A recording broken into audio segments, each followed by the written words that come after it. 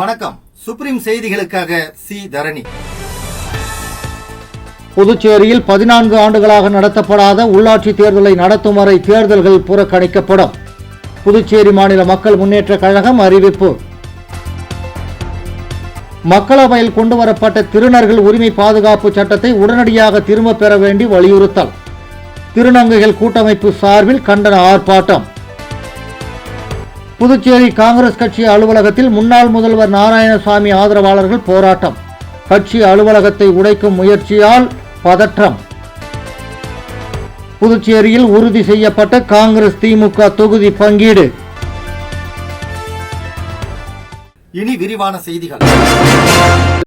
புதுச்சேரியில் 14 ஆண்டுகளாக நடத்தப்படாமல் உள்ள உள்ளாட்சி தேர்தலை நடத்தும் வரை தேர்தல்களை புறக்கணிக்கப் போவதாக புதுச்சேரி மாநில மக்கள் முன்னேற்ற கழகம் அறிவித்துள்ளது.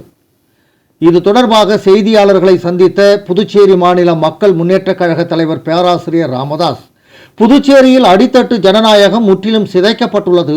உள்ளாட்சி அமைப்புகளுக்கான தேர்தல்கள் கடந்த 14 ஆண்டுகளாக நடத்தப்படவில்லை. இதனால் மக்களின் அடிப்படை ஜனநாயக உரிமையான உள்ளாட்சி பிரதிநிதிகளை தேர்ந்தெடுக்கும் வாய்ப்பு திட்டமிட்டு மறுக்கப்பட்டுள்ளது என்று குற்றம் சாட்டினார். மேலும் 1987ஆம் ஆண்டிலிருந்து கடந்த 39 ஆண்டுகளாக மாநில அந்தஸ்து கோரிக்கை தொடர்ந்து வலியுறுத்தப்பட்டு வருகிறது. சட்டமன்றத்தில் 16 முறை தீர்மானங்கள் நிறைவேற்றப்பட்டிருந்தாலும் மத்திய அரசு இதனை ஏற்க மறுத்துள்ளது. இதனால் ஜனநாயக மக்களாட்சி இன்னும் உருவாக்கவில்லை என்றார். புதுச்சேரியில் தேர்தல் இன்று பணத்தின் போட்டியாக மாறியுள்ளது. கொள்கை, லட்சியம், மக்கள் நலன் ஆகியவை பின்னுக்கு தள்ளப்பட்டு பணபலமே வெற்றியை நிர்ணயிக்கும் நிலை உருவாகி உள்ளது. தேர்தல் ஜனநாயகம் வெகுவாக பணநாயகமாக மாறி வருகிறது. தேர்தலில் அதிக பணம் செலுத்தும் வேட்பாளரே வெற்றி பெறும் நிலை உருவாகியுள்ளது என்று கவலை தெரிவித்தார். 1962க்கு முன்னர் பிறந்தவர்களே புதுச்சேரியின் மண்ணின் மைந்தர்கள் ஆவார்கள். ஆனால் சட்டமன்ற தேர்தலில் பிற மாநிலங்களில் இருந்து வருபவர்கள் புதுச்சேரி சட்டமன்ற தேர்தலில் போட்டியிட அனுமதிக்கப்படுகின்றனர். இந்த நிலை தொடர்ந்தால் எதிர்காலத்தில் புதுச்சேரியை சாராத 30 பேர் சட்டமன்ற உறுப்பினராக தேர்ந்தெடுக்கப்பட்டு ஆட்சியை கைப்பற்றும் அபாயம் உள்ளது. எனவே இதையெல்லாம் மத்திய அரசு கருத்தில் கொண்டு நடவடிக்கை எடுக்க வேண்டும் என வலியுறுத்திய அவர், இதுபோன்ற காரணங்களால் வருகின்ற சட்டமன்ற தேர்தலை புறக்கணிக்கப் போவதாக அவர் தெரிவித்தார்.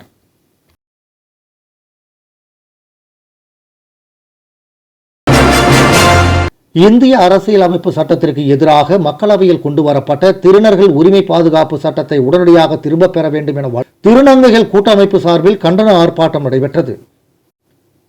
இந்திய அரசியலமைப்பு சட்டம் வழங்கும் அடிப்படை உரிமைகளுக்கு எதிராகவும் சர்வதேச அளவில் அங்கீகரிக்கப்பட்ட மனித உரிமைகளுக்கு எதிரானதாக மக்களவையில் கொண்டு வரப்பட்ட திருநர்கள் உரிமைகள் பாதுகாப்பு திருத்த சட்ட மசோதாவை உடனடியாக திரும்பப் பெற வேண்டும் என வலியுறுத்தி திருநர் மசோதா எதிர்ப்பு போராட்ட குழு சார்பில் கண்டன ஆர்ப்பாட்டம் அண்ணா சிலை அருகே நடைபெற்றது. கூட்டமைப்பு தலைவி ஸ்ரீதர் நாயக் தலைமையில் நடைபெற்ற கண்டன ஆர்ப்பாட்டத்தில் சுமார் 100க்கும் மேற்பட்ட திருநங்கைகள் கலந்து கொண்டு தங்களது கோரிக்கைகளை வலியுறுத்தி கோஷங்களை எழுப்பினார்கள். மேலும் திருநங்கைகளுக்கு உள்ள நீண்ட நாள் கோரிக்கையை வலியுறுத்த வேண்டும் எனவும் ஆர்ப்பாட்டத்தில் கோஷங்கள் எழுப்பப்பட்டது. அதன்படி கல்வி மற்றும் வேலைவாய்ப்பில் ஒதுக்கீடு வழங்க வேண்டும், வயது தளர்வு முறை மற்றும் மதிப்பெண் தளர்வு வழங்க வேண்டும், வீட்டு வசதி திட்டங்கள் ஏற்படுத்தி கொடுக்க வேண்டும் என்பன போன்ற கோரிக்கைகளும் ஆர்ப்பாட்டத்தில் வலியுறுத்தப்பட்டது.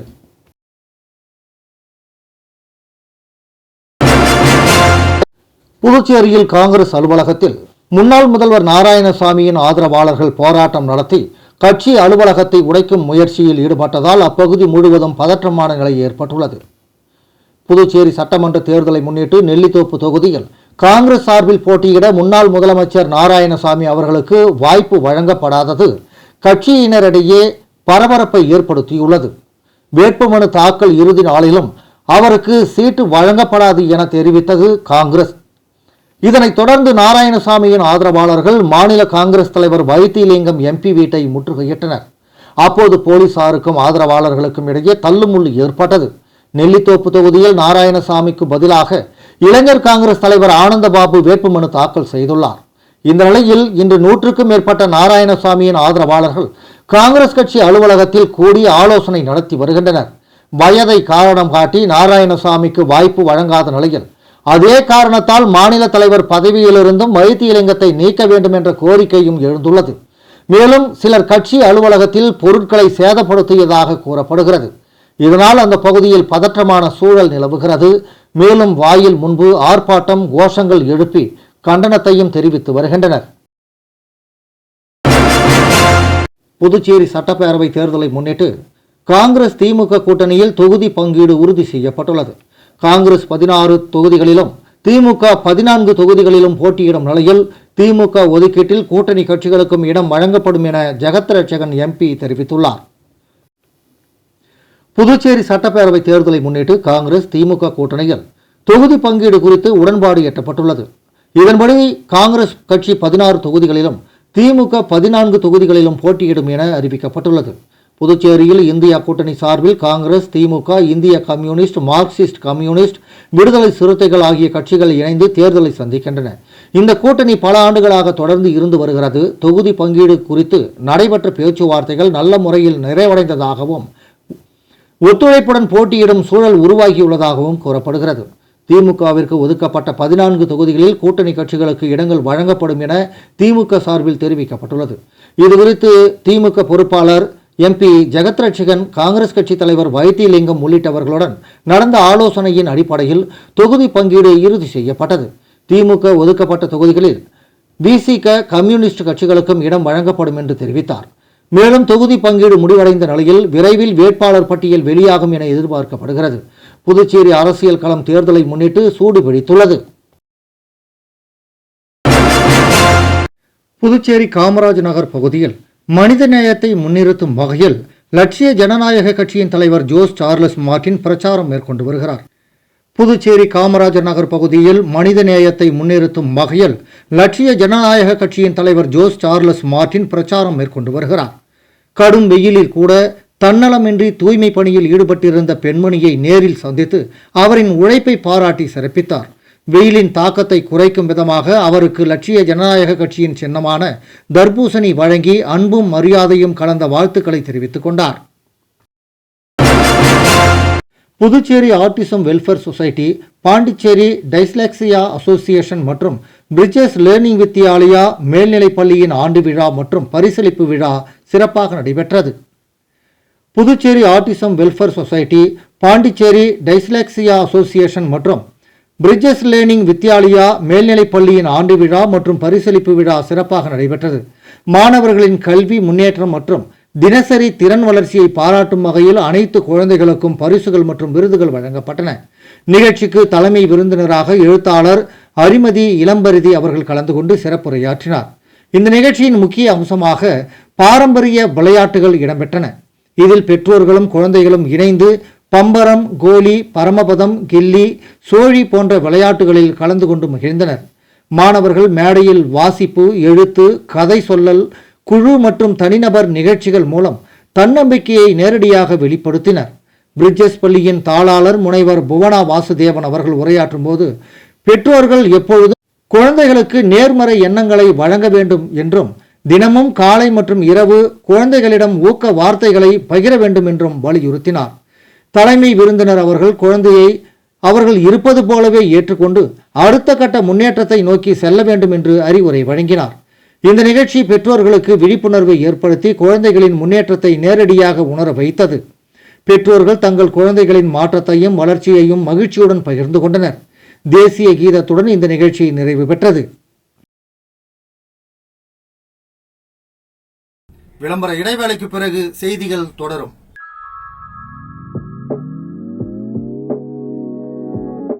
ஜோஸ் ஆலுகாஸில் இயர் எண்ட் சேல் வந்தாச்சு. தங்க நகைகளுக்கான சேதார கட்டணத்தில் பிளாட் 50% தள்ளுபடி பெறுங்கள். இப்பவே ஷாப்பிங் செய்யுங்க.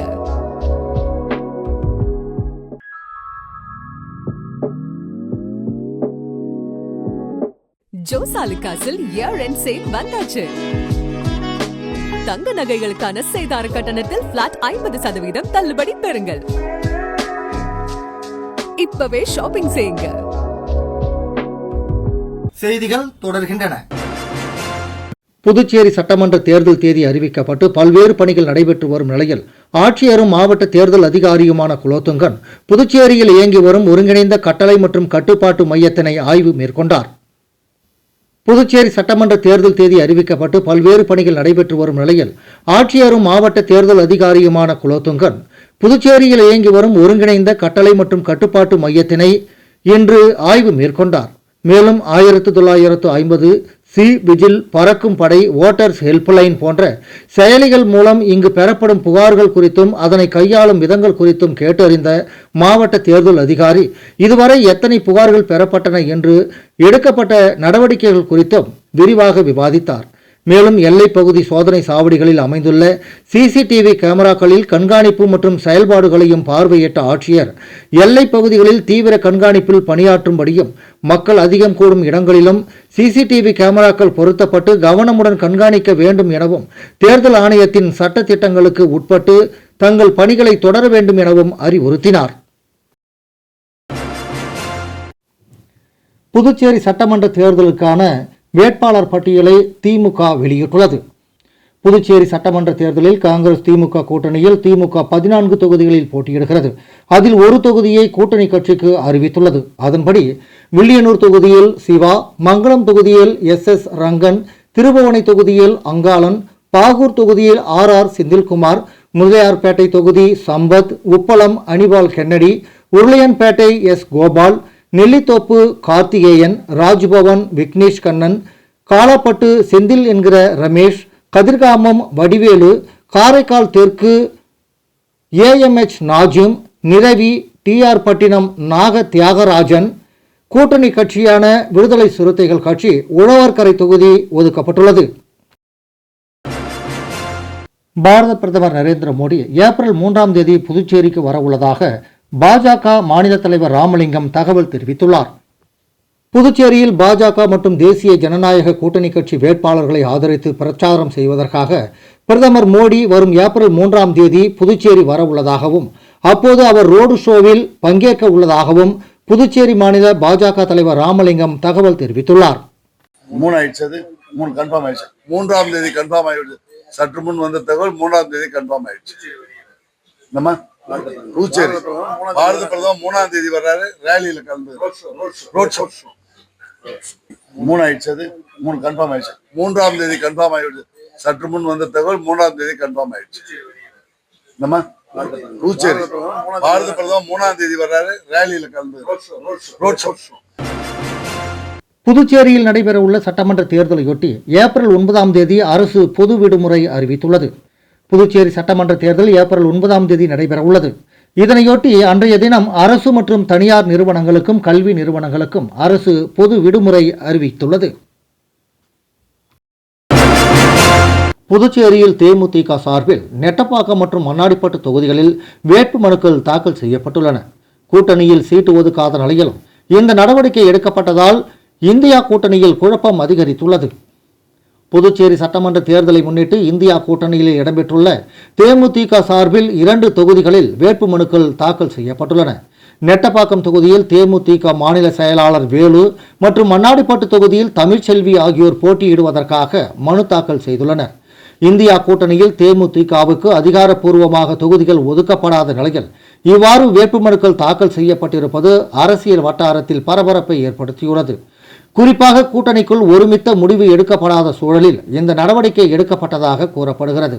ஏற்கனவே காங்கிரஸ் திமுக கூட்டணியில் தொகுதி பங்கீடு தொடர்பான பேச்சுவார்த்தைகள் நேற்று முடிவடைந்த நிலையில் தற்போது தேமுதிக வேட்பாளர்கள் தனிப்பட்ட முறையில் களமிறங்கி இருப்பது கூட்டணியில் மேலும் குழப்பத்தையும் அதிருப்தியையும் ஏற்படுத்தியுள்ளது.